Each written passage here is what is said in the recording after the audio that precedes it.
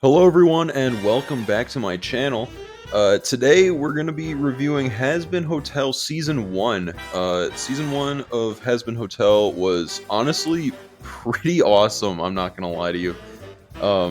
I know that there's a lot of people that, don't really like the show that much. I can definitely see why it's not for everyone. I will preface this by saying that I don't engage with the fandom at all. Because I'm not that cringe. But I think Hazbin Hotel is honestly one of my favorite shows so far this year. I know it's only February, but it's definitely one of the shows that I've gotten the most invested in a while. This show is amazing. There was so many moments that just made me go like, wow, this was so freaking cool. Like I guess we'll start with like episode 1.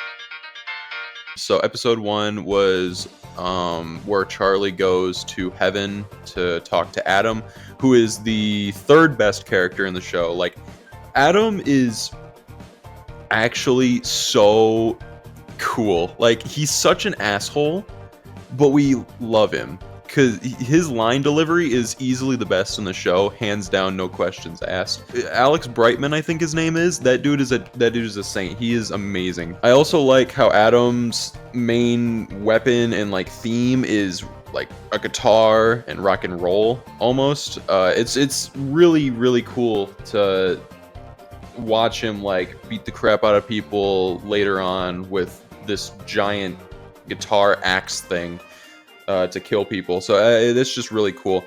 But he gets the first song, the first like song that I really like. Happy Day in Hell is okay. I didn't love it. It was just an okay song.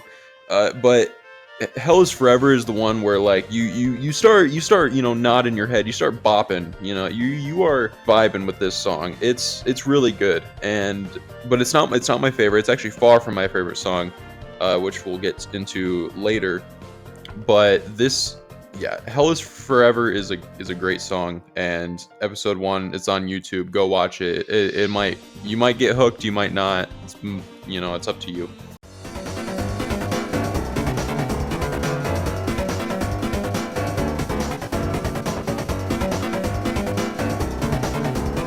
Episode 2 is where things kind of get better, a lot better. I really like episode 2. Vox is definitely one of my favorite characters. He's probably my 4th favorite character. I like his design a lot. I like how he contrasts with Alastor. I like how he's like a TV and the radio, and that's the whole theme of the episode, where Alastor and Vox are kind of fighting about television and radio, which is just like a random idea, but it's pretty funny, and it leads to one of the best songs in the show, which is Stayed Gone. I love this song. It is amazing. Like, Vivzy, I need you. I will record lines to be like an extra or something, just to like interact with Vox in some way. Like, I love this character. I will gladly voice act an extra in your show. But yeah, Vox is amazing. Stayed Gone is like my 3rd favorite song. It's so good. And Alastor steals the show. He's my 2nd favorite character, actually. Alastor, he genuinely steals the show in every scene he's in. He is so interesting. He's probably the most interesting character in the show to me, because of just how much mystery is around him, and whether he's what his true motivations are, and his history with certain other characters in the show, which we'll get into later. But he is so interesting to me, and I really like how he was handled in the show for the most part.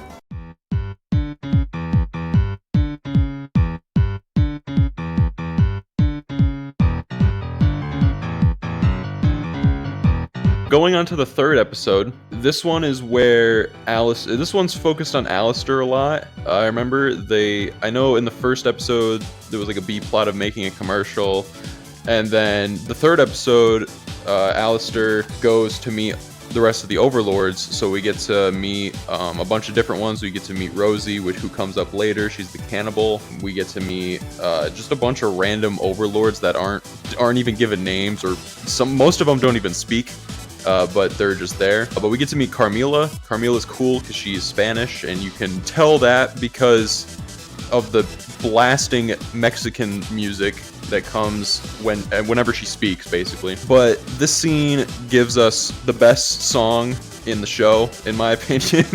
Like, it's so weird how just this random ass character, Velvet, can give us this fucking heater of a song. It is so good. I love Respectless. It is such a like, I've been listening to it more than probably any other song. It is just that good. I love her character, how she's like, she seems like the typical spoiled brat teenager social media girl thing, but she's actually very intelligent and very cunning. She was able to know that Carmilla was lying about the angel being killed, because that's kind of that's why they're there, is they're talking about like the extermination that happened in hell and by the angels, and one of the exorcists gets killed. So that's what the scene is for, is to just talk about it. And Velvet, the social media girl, basically roasts and like she sets Carmilla on fire. Like it is insane. And Alastor, the scene just goes so fucking hard. It is amazing. I love this. I love this song. And then after that, right after that, the B plot was like Charlie and Vaggie going out and like team bonding. I believe that's what they were doing. But it leads to another song with Carmilla and Vaggie.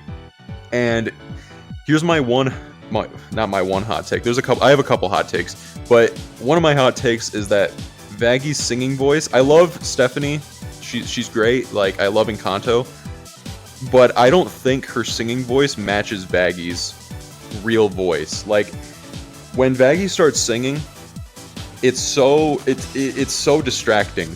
It just feels so different to me. And I don't know if anyone else felt that way, but whenever Vaggie was singing, it just didn't feel like Vaggie. You know, Vaggie kind of has like just not a voice. It's not the same voice when she's singing. That's all I'll say, at least in my opinion. But anyway, this leads to the Whatever It Takes song, I believe, and this song's okay. The only reason I didn't like love it as much, I think, is because it just came after a fucking heater with Respectless.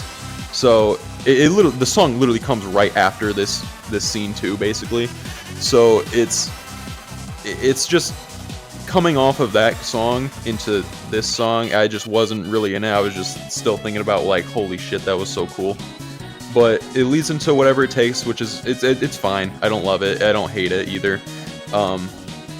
There's not really a song that I like totally hate. There's just songs that I just don't really vibe with all too well.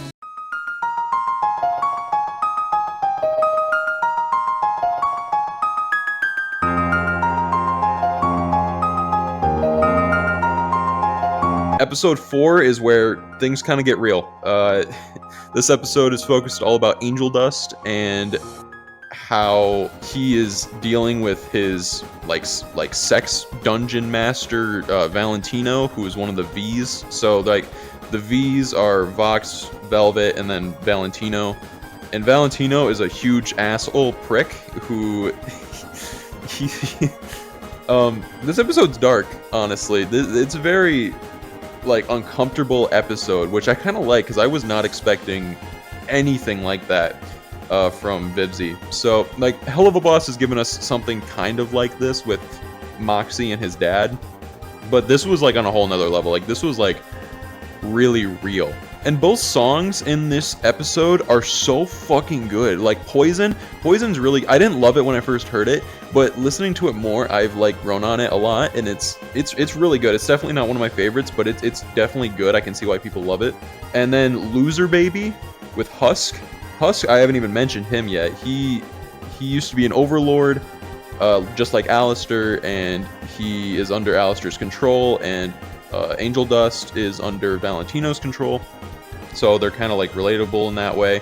And they sing a song about being a loser and like being together while they're losers, and it's kind of like a dark message almost, but the song is just a banger. Like, I love that. If it went on a tier list, it would go like probably B tier. Loser Baby is great. I think both of the songs in this episode are great, and the way Angel Dust, his character arc in this episode is really good. It gives us more context to like why he is the way he is, and why he just feels like he isn't really worth anything unless he's getting like plowed by a dude. So yeah, that I think it's a great episode overall.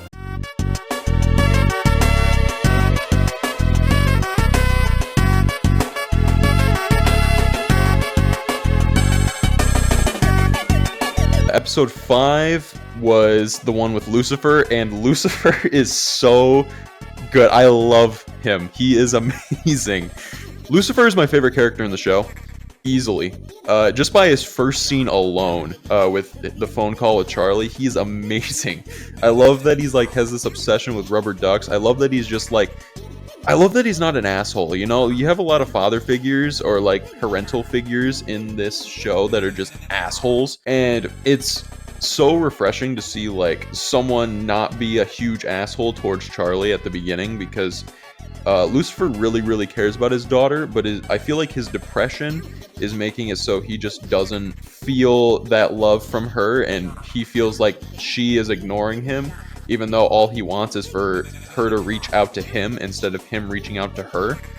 And Charlie feels like Lucifer is ignoring her and not wanting to be around her at all after Lilith and him broke up, which we'll get to Lilith later. It's kind of like almost a miscommunication, and it leads to them rekindling that in this episode and becoming much stronger together. So Lucifer comes to the hotel to help Charlie and see what she's doing and why Charlie should talk to heaven to see if they agree that the hotel will work. So Lucifer comes in, and Alastor immediately takes advantage of that. He notices that Lucifer wants to be around his daughter, and Alastor he's a very good manipulator. He tries to act like Charlie's dad and almost like a father figure of sorts, and that really makes Lucifer upset. And they have a banger song. I love the electro swing song with Alastor and Lucifer. I believe it's called Hell's Greatest Dad. That song is so good. It's just awesome seeing my two favorite characters just duking it out in an electro swing style song. It's so cool. It's definitely one of my favorite songs in the show. We also learned in this episode that Alastor is under someone's leash, and originally I thought it was Lilith, which would make sense if you've seen the show. I'm assuming everyone who's watching this has seen the show. If you haven't, I don't know how you've gotten this far without watching it. But we learn that Alastor is on a leash, and this makes Alastor like upset, like really upset. He gets pissed, and he becomes like, Alastor is terrifying. When he's usually pretty jokey, he's usually pretty chill, but if you piss him off, he will fuck you. He will yeah, he will fuck you. So it ends with Charlie and Lucifer having this song, this really sweet, nice song about coming back together. I forget the name of it. I think is it Whatever It Takes? I think that was the name of the last. I don't remember. I'm pretty sure the song's name is like it's More Than Anything. So they sing this song, and it's fine. It's a good song. It's objectively it is a good song, but it's not a song that I was really into and really loved. I really like the more loud, fast-paced songs on the show. So the slower ones, with Baggy and Carmilla, I just don't love them. And Carmilla and Baggy actually get another song later on that I'll talk about a little bit more. But yeah, that's where the 5th episode left off. It's definitely one of my favorites just because of Lucifer. He is amazing in this show.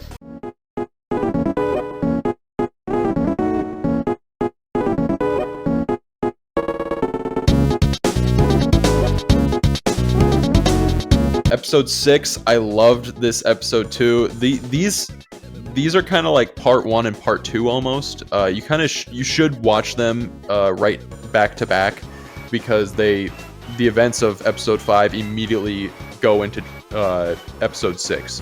So this is where Charlie and Vaggie get to go to heaven, and Vaggie is not very happy about being there. And I was always like curious about why, because I never saw the leaks of Vaggie having wings or anything. So seeing Vaggie being revealed as an angel, or a fallen angel, is really cool to me. It genuinely shocked me. I was not expecting that at all.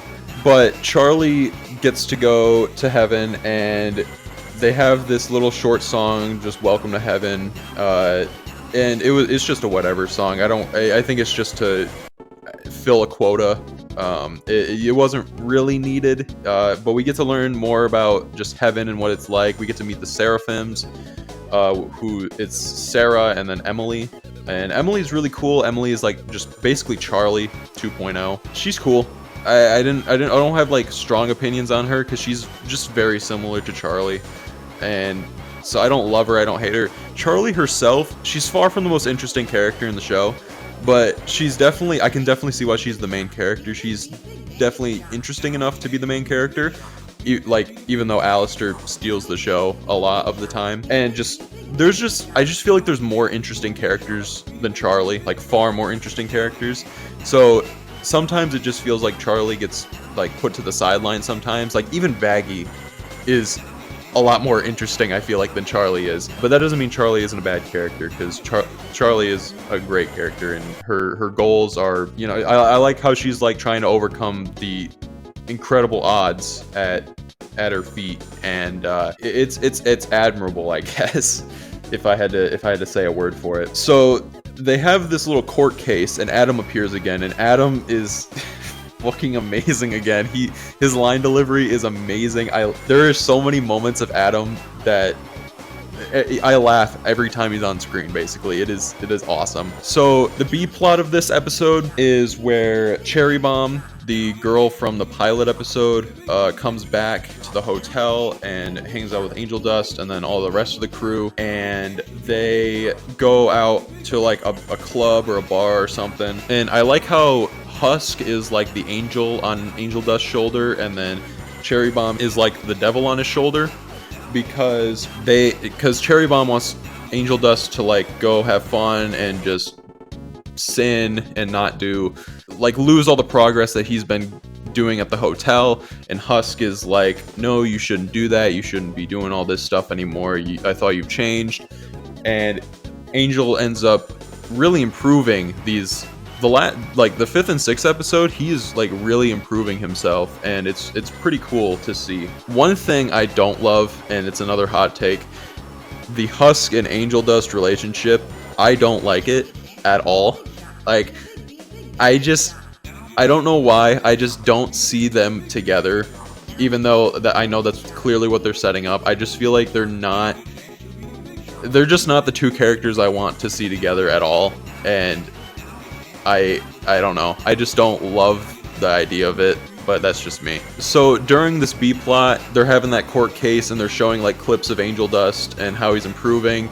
And Sarah, the lead seraphim, the head honcho, at least that we know of, she isn't loving it, and she's saying that there's things that you don't know, like we don't want you. Sinners can't go to heaven because of reasons that I'm keeping to myself. And it leads to this one song, You Didn't Know, and this song is a banger. I love this song. I love how many people are in it. I love how it's just leads up to this crescendo of a reveal to Charlie that Vaggie is a fallen exorcist.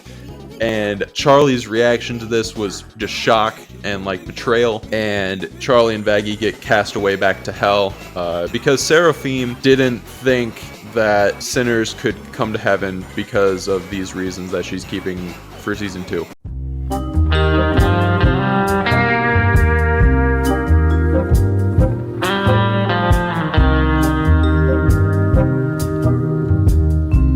The 7th episode starts, And honestly, this was probably the most forgettable episode to me, I think, just because neither of the songs in the episode really stuck out to me. I haven't listened to these too much, so I'd have to go back and listen to these songs over and over again. But these songs were not. I don't really have like strong feelings about the songs in episode 7 and 8 because I just haven't listened to them enough to really give an opinion on them. But the 7th episode, we meet Rosie again, who was in the 3rd episode, and she's really cool. I really like her a lot. I like how she's not just insane all the time, even though she is a cannibal. I like how like she's smart. I like her accent. I like her design. Vivzi's designs for these like demons are really good. I really like them. So Charlie meets up with Rosie because she needs this army of cannibals to help fight Heaven, and which is crazy to say, but Rosie says that Charlie needs to go up to all the cannibals in Cannibal Town and try to convince them through speaking from, or like inspiring. And throughout the show, Charlie isn't really a good inspiration for others. Like, she doesn't really motivate anyone to do anything very often. So this is like a big ask from her. And originally she just tries talking and it didn't work. Then she decides to sing about it, and she does, and Cannibal Town agrees through song, and there's just this whole... I honestly don't remember the name of this song. It was okay. One thing about this though is I don't love how Alastor is like... You can tell throughout the show, or like as the episodes go on, especially the last two, Alastor is, I feel like he's starting to care a little more about the hotel, because originally he didn't give a shit about it. He just wanted to further his own goals with it. But I think with these last two episodes, he's starting to care a little more. And I don't know, I just like Alastor when he's like a total badass and loner, and he's like a total loner. I just like that version of him a lot. But I don't hate that he's, you know, starting to care a lot more about the hotel. But I do want to find out a lot more about him in season 2, so hopefully that happens.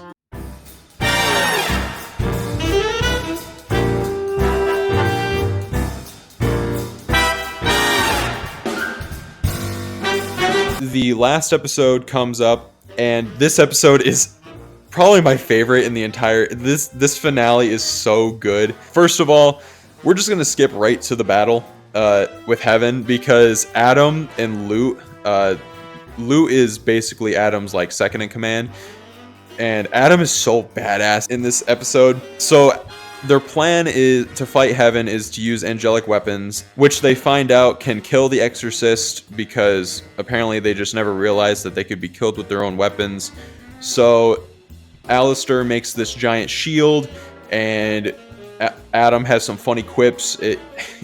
Adam is so funny in this show, even for being like an extreme threat. Like, it's cool that Adam is like this goofy guy, but shit can get real with him if it needs to get real. So he literally punches the shield and it just breaks, like showing that Adam is much more powerful than Alastor is, or at least more powerful than he is. And this leads to a standoff between Alastor and Adam on the roof of the hotel, and it is so fucking cool. Like, I saw this shot for the first time, and I was like, holy shit, this is awesome. Like, this was a fight that I never even, like, considered. I always wanted to see, like, Lucifer and Alastor fight, or, like... But now that I know that the outcome of this Adam versus Alastor fight, like... Alastor would get his shit rocked if he fought Lucifer. So Adam and Alastor fight, and the fight is amazing. I love how Alastor's so cocky until Adam hits him with this giant ray of light.